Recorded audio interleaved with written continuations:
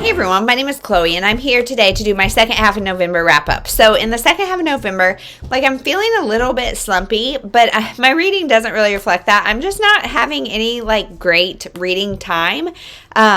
I don't know. Everything's been kind of messed for me. So if you have not seen one of these books or one of these videos, what I'm going to do is tell you my stats for the second half of the month, and then I'm going to go through the books in the order that I read them within the genre or within the age categories of middle grade, young adult, and YA. So if you just want to watch one or the other, I will have it linked. I'll have the timestamps down below, but let's just get into it. So in the second half of November, I read 11 books. The stats will just include the books that I read for myself. And I think this devotional, but so I read 11 books, which is 3,089 pages, and that equates to 206 pages per day. I read there's 281 pages for the average book length, so kind of shorter books. So I read 0.73 books a day. 8 were novels, 2 were graphic novels, and 1 was a devotional. I read 7 adult, 3 YA, and 1 middle grade. 6 were from my shelf and 5 were from somewhere else, so that feels really good. My goal is at least 50%. I read 4 from Libby, 3 on my shelf, 2 from Kindle Unlimited, 1 from the library, and 1 from Spotify, which is a new thing I discovered this last month. I read 4 on audio, 4 paperback, and 3 ebooks. So that's actually really strange for me. Normally I do a lot of audiobooks, but this month ebook was kind of the thing, and maybe that's why I'm kind of feeling slumpy, is because I don't love ebooks. So maybe that. 4 were new release and 7 were backlist. And then as far as genre goes, 5 were nonfiction because of Nonfiction November. 2 were women's fiction, 2 romance, 1 contemporary, and 1 sci-fi fantasy. So that's it. And then as far as star ratings goes, I DNF'd 1.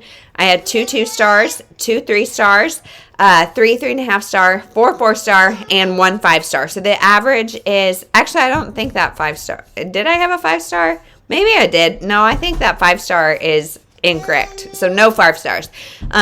Average rating is 3.32. How's that? If you guys can hear, I've got kids at my feet as always. So yeah, anyway, let's just keep going. So I'm first going to tell you about the middle grade books that I read with my kids. There's a handful here, so I'm just going to go through them kind of quick. If you have any young middle grade that kids in your life, these are all great. So let's get into it. So the first one, the devotional that we read, is the first Bible stories, or my first Bible stories. We always read a devotional, me and the kids, every night, every nap time, every whatever. We read a lot. This one is very basic, and it's very just the popular stories that you hear a lot. This might be a really good introduction, but for us, it was just okay. I don't feel like we learned much about it, but it's a very brief overview of the stories too. It doesn't really tell you much in detail, so it was all right. Not my favorite, but good if you're just getting into these kind of things with your kids. Next is the Haunted Library series. We love this series. So we read the 5 o'clock Ghost, the Ghost Backstage, and the Secret Room. So the premise of this series is that there's this little ghost boy. These are number 3, 4, and 5. There's this little ghost boy named Kaz. And he and his family are ghosts, and they live in this haunt, they call it their haunt, and it's getting torn down. And so if they go in the outside, the wind blows them away. So the wind separates their entire family. Kaz gets put in this library with this little girl, Claire, who can see him, which is strange because normally people can't see ghosts unless they're glowing, and Kaz doesn't know how to glow, but she can see him regardless. So they become friends. There's other ghosts. He's trying to find his family. It's a really cute series. We really enjoy it. Sorry, I am back. We had a baby who needed some attention. So anyway, the Critter Club. Love this series. I think I've told you guys about it every month. This is number 17, 18, and 19, and also 20. It's about 4 girls who created a critter club, which is basically like an animal rescue with the help of some adults. One of the moms is a vet. They've got this friend who gave them their barn to use, and all of them, they're just so cute. They're really wholesome. These are books that my 5-year-old could easily read by herself, but we read them together because I love them so much. So I really enjoy this series and would highly recommend. Then we've got A Boxcar Children. This one, I didn't even take the thing off of it. It is the Blue Bay Mystery. This is number 6 maybe, and these we actually listen to on audio in the car when we are out and about. And so this one is just another mystery. The kids go to an island for some time, and they're like survivalist, but not, because they're very well protected. But I don't know, when I never read the Boxcar Children as a kid, and so now rereading it as an adult, I always thought they were they lived in the boxcar for longer, but that's really just the first one, and the rest of them are just wild adventures. So they're fun. My kids like them a little more than I do, but that's that. So that's all the books that I read with my kids. Now the books that I read independently, we have Sunshine. And this is How One Camp Taught Me About Life, Death, and Hope. And so this one is a graphic novel about this boy who goes to this camp. He's chosen as a teenager to go to this camp to help terminally ill kids just have a good week, and their families. The whole family goes, and the kids are given an opportunity to just have a carefree week. No doctors, no nothing, no talking about their illness, all that kind of stuff. And he is nervous to go, but excited, and it changes his life in so many ways. And he finds the power of serving and the power of just life, and it is so interesting. This was recommended by a subscriber, and I'm so grateful for it. I read a lot of these books in vlogs this month, so I will have the vlogs linked down below if you want to know more of my thoughts, but there's that. Next is Where's Anne Frank by Ari Folman. So this one is a graphic novel. It is almost like a sci-fi. It is more sci-fi, I would say, because Anne Frank had an imaginary friend named Kitty, and in this book, Kitty comes to life, and it's present day, and she's living in the Anne Frank house. And where's Anne Frank? Obviously, she has no idea what happened, and so she's trying to figure it out. And she's discovering that when she's in the Anne Frank house with the diary, she's invisible, but as soon as she leaves, she's visible. And so she makes a friend, and they're trying to kind of piece together what happened and how things are. It is good.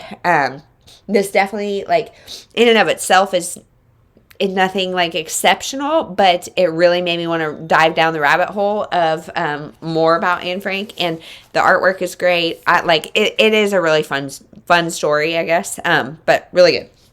Last YA is The Search for Us. This is by Susan Azim Boyer, and this is about two teenagers who don't know their dad. Both have different life situations going on. He's raised by his aunt and uncle, and his biological mom is still in the picture, but not his primary caregiver. Doesn't know his dad. She's raised by her grandparents and I think her mom, but again, doesn't know her dad. They do 23andMe, find out that they have the same dad, and they're trying to find out what happened to their dad, or who their dad is. So it's really interesting, cute YA. There's no romance really in this, and I really appreciated that. So there's that. So those are the 3 YA I read. Now for the adult books I read, the first one is Knit the Season. This is the third in the Friday Night Knitting Club, and I did not like this at all. I really liked the first book. The second book was just okay, and the third book, it was a dud for me. So these books follow all of the same characters, so I'm not going to tell you anything plot-wise about what happened in case you don't want to know, but there's a lot of characters and a lot of storylines, and this one in particular, a character goes back to Scotland or something for Christmas, and is that right? I don't know. Yeah, I think so. Anyway, and it's a lot of flashbacks to her mother's life, and I just didn't care. There wasn't really a strong plot. There's too many characters to get super attached. Didn't really care. Next is Just Don't Fall by Emma St. Clair. This is the first in the Sweater Weather series. Again, I vlogged all of these. I vlogged my entire November TBR, so I will link those down below. But this one was a hockey romance about two people. They used to know each other. He was her brother's best friend growing up, and so they knew each other. Now he's this hardened guy. He was in the NHL and got bumped down for fighting, and so she is the social media manager for the minor league team that he's playing for. So it's their relationship. It's cute. It's sweet. This is a clean, closed-door series with no real steamy scenes. There is some lustful thoughts and talk, but nothing over the top. And this one was good. I thought it was going to have super fall vibes. It doesn't, but it is a cute sports romance. Next is The Sunflower, which is on the Possibilities and Limits of Forgiveness. This is by Simon Wiesenthal. This is a republished edition. And the little blurb is, you're a prisoner in a concentration camp. A dying Nazi soldier asks for your forgiveness. What would you do? So Simon Rosenthal or Wiesenthal was in a concentration camp. He worked in the hospital.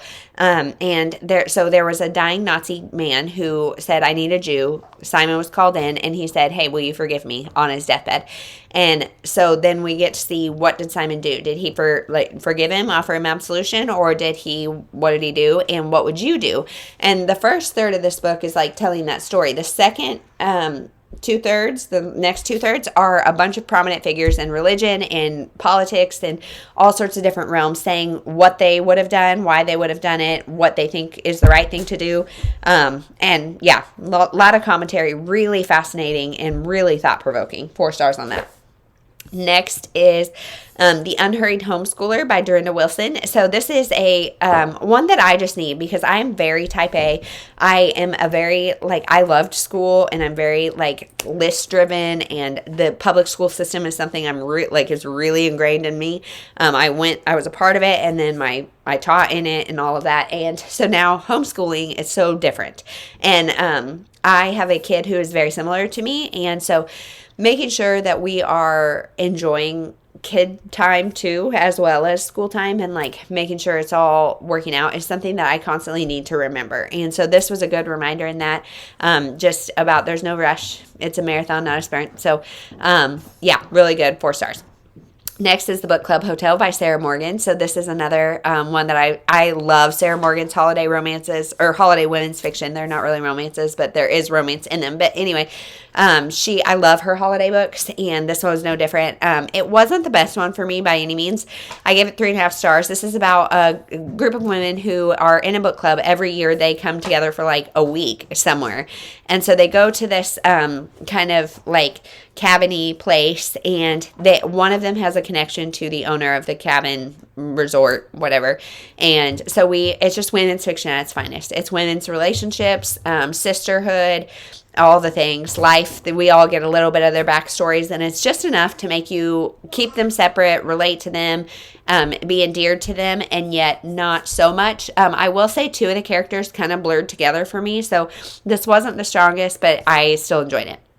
And then last is this Surviving Hitler, Evading Stalin by Mildred Schindler Jansen and Sherry S. Green. This is a book that my in-laws gifted me a couple of Christmases ago, and it's about a lady who is from their neck of the woods in central Kansas, and she was a tween teen in the time of World War II, and so she lived in Germany, and she is not Jewish, and also her family was not part of the Nazi party, so neither strong affiliation there, but they lived on a farm, and so they were somewhat protected, but then right as the war was ending, Russia came in as well, and really obliterated everything and really shook up their lives. She was lucky enough to have been born in the United States, and so she was able to kind of flee Poland, what became Poland, and her family, like I said, was separated, and so her mom and brother stayed, and she was in America, and it's a story of 75 years of her life. So now she's in her mid-90s, she's still alive, and you get a lot of life, and so you get the harrowing war times. You also get what happened to her after, and it's really cool to see kind of hindsight 2020, her thoughts on things with 75 years of perspective. The writing style is pretty dry, and I will say that it's very unclear who wrote this book. I would say there's a lot of first person talk as if Mildred Jansen wrote it herself, but then there's times where she quotes herself, and so then I'm thinking maybe this other author wrote it. I don't know. My husband knows of this lady because his parents are farmers. They're from a very small town. And so everybody knows everybody. And so he knows of her and said maybe it was an interview style, but that the writing style does not indicate that. So the writing style itself, not ideal. Her story and her memoir, very interesting. There's a lot of pictures throughout, and so I really like that. And yeah, this was a 3-star read for me. So that is everything I read in the second half of the month. Let me know, what did you read? What are you reading now? Tell me all the things. Thank you so much for watching. We'll see you in the next one.